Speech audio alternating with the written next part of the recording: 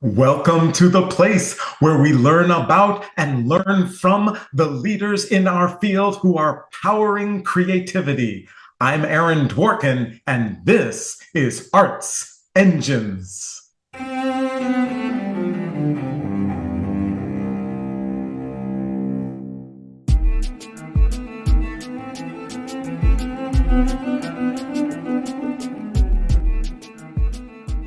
Thanks again for joining me here on Arts Engines. Today's guest is Maribeth Stahl, who serves as Chief Development Officer of the Cleveland Orchestra. Maribeth, welcome to the show. Thank you, Aaron. Pleased to be here. Well, I am so excited to talk with you. Obviously, the Cleveland Orchestra is one of our wonderful creative partners here at the show. Also been able to partner for many, many years with the Sphinx organization and all of that. So, of course, just, extraordinary orchestra community, et cetera. And I know that a lot of people in our audience, whether they're directly in development or not, or are in a surrounding area of development, or even directly in programming, are thinking about fundraising these days. There's a number of orchestras under stress, to say the least, and arts organizations that are trying to find their way in what certainly can be viewed as turbulent times. So I'm excited to talk with you and find out things that you're working on. And I thought first, maybe it might be good just if you could kind of share your approach to leadership. And I know you kind of have some aspects of leadership and philanthropy and all of that, and kind of ideas of adaptive leadership and philanthropy. And just wonder if you could speak a little about just your approach and how you think about these things in a kind of global sense. Sure. Well, thank you. Thank you again for having me today. And it's nice to share a point of view and to share, a little bit about what we're doing here in Cleveland.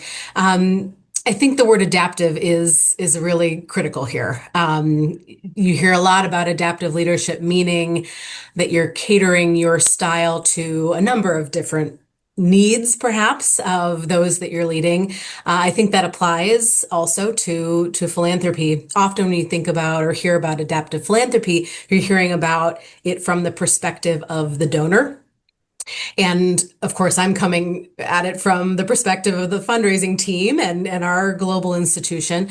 For me, it means, at its core, the idea of leaving space for listening and room to grow and changing your style maybe over time, changing your approach over time, changing evolving your strategies, if you will, based upon the audience that you're speaking with. So, here in Cleveland, a lot of what we're trying to do, not surprisingly, much like many of our peers, is evolve with changing generations, with the wealth transfer that's happening in America right now, and it's really important that we're staying current in many ways with changing audiences, changing technology, and again this generational shift. Absolutely. And as you're kind of seeing those now, and especially from your perspective, and obviously some very, very high level fundraising and especially major donors, are there any key things that you've seen? In other words, that you're like, here are some key things we need to adapt to. Like, in other words, we're finding that donors care more about this than they used to, or donors are more focused on this, or they tend to give in this way that they didn't used to, or they're more open to this type of approach than they used to. Any kind of key kernels that you can share? Sure. I do think it comes down to impact for many, many donors. That can be shared in a lot of different ways. We talk a lot here about staying true to our mission. We talk about telling stories. We do a lot of work, especially in the major gift space, getting to know and listening to our donors' perspectives and what they're passionate about, so that we can think, back here, what are all the things that we have to offer as an institution, which, the size and scope of a place like the Cleveland Orchestra, which has a local relevance but global global impact, there's a lot you can invest in here, and that's true of so many of our arts partners across the country and across the world. So a lot of what we're trying to do is listen to, what are our philanthropists' interests and passions, and how can that connect with what we're doing. So this may not be a changing thing necessarily, but I think when as you get to know your donors more, you get to have the chance to really connect. We view ourselves as connectors, so connecting external passions with our mission and where we're trying to go in the future. I hope that. Yes, absolutely. Absolutely. And do you think there's anything you mentioned this kind of wealth transfer? There's lots of, articles and research about what is already and certainly is going to happen in the coming years. Do you feel like there's anything that arts organizations, that others, nonprofits can do as that transfer occurs, to either to preserve relationships, to be involved in that transfer, right, in somehow, some way? Any again kind of thoughts or kernels on that front? Sure. I think a lot of it is about your team being ready. We think a lot about the building blocks and the basic building blocks of having a healthy team internally that is ready to receive, if you will, ready with for example, a planned giving program, for example, a strong annual fund with different ways for people to engage. I think opening yourself to being smart about your approach and using the basic, if you don't know them yet, learning the basic building blocks of fundraising. Call me if you call me if I can help. And I also think it's important that your institution has a point of view about how you're going about things. What makes the most sense for your organization, and how you structure your team, how you approach data and relationship building and that kind of thing. Absolutely. So great, and ties very well into my next question for you, which I happen to know that you kind of have a philosophy, if you will, a leadership style of 3 Ds, of which data is one of those. So just wondering if you could kind of share those with us, because I think they could be relevant to so many people in our audience. Sure. I'm not sure how often you interview fundraisers, but hopefully anyone that you speak with has a passion for data like I do. So back to that idea of the basic building blocks of development and fundraising. So our three are kind of our point of view through the lens through which we look at really everything here with our team. Is the 3 Ds. So data is the first. And it's important because, a lot of teams think they're data driven.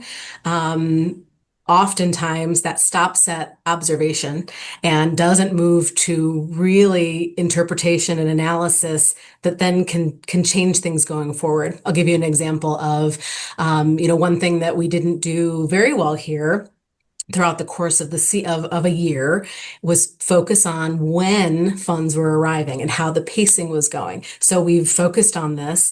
We've learned that we need to increase the pacing sooner in the season, for example, and we've adapted our tactics then and strategies to improve that and make that a better building block upon which we're building things. So there's a lot of different ways to slice and dice information and data. And there's a lot of people out there that are willing to help, learn what you might be looking for to assess the health of your program. So that's one critical piece. The next two are all around relationships, which of course it is just paramount to everything that we're working on. And it's the balance between relationships you already have, which the second D is the word depth. So working on that depth of relationship. And then the third is discovery, which is a focus on new relationships and growing relationships. So nothing surprising here. This is just a packaging and a way to ensure that our team has a point of view about how we're going to approach this work. So the depth, of course, we're always measuring ourselves on renewals and deepening relationships. What new programs can we start that connect as we get to know our philanthropists? That connect them with something special that only we do here in Cleveland. And then on the discovery side of things, not surprisingly, there are always new people coming through the concert hall doors.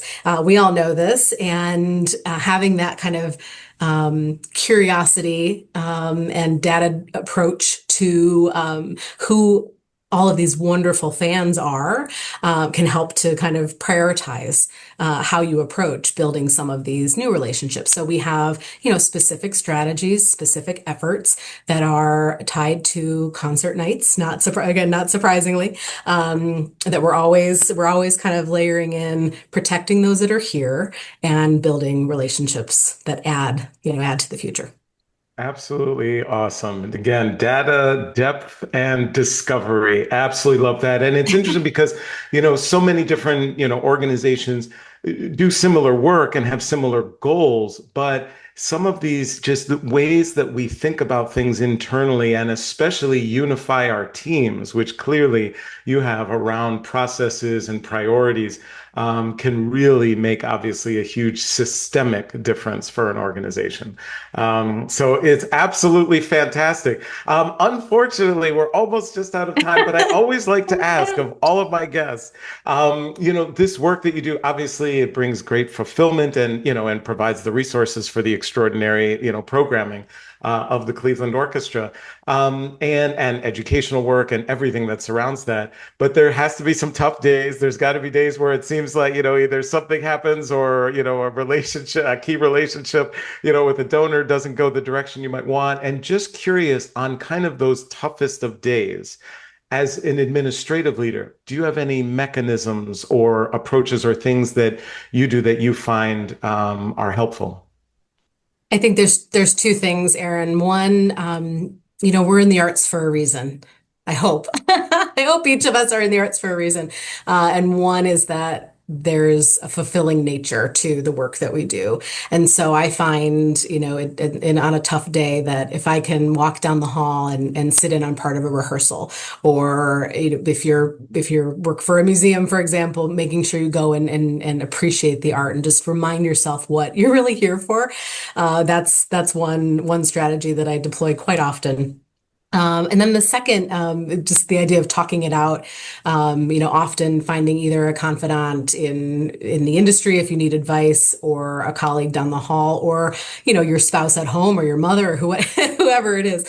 I think working things out, again, leaving that space for receiving advice and listening, I think is also a strategy that I hold near and dear.